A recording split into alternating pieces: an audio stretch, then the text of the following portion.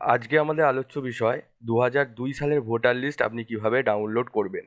আর হ্যাঁ, আপনি যদি আমাদের চ্যানেল নতুন এসে থাকেন অবশ্যই সাবস্ক্রাইব করে বেল আইকন প্রেস করে অল নোটিফিকেশন অন করে দিন পরবর্তী ভিডিওর আপডেট পেতে।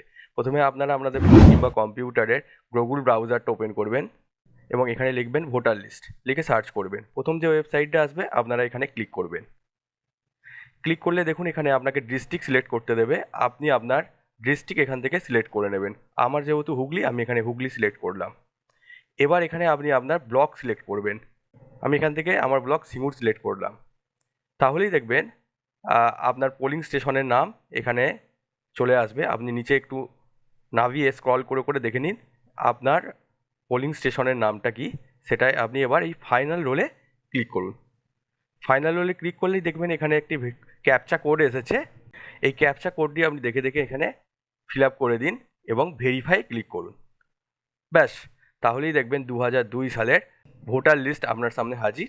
এবার আপনি এখানে স্ক্রল করে খুঁজে নিন আপনি আপনার পরিবারের যার নাম আপনি দেখতে চাইছেন।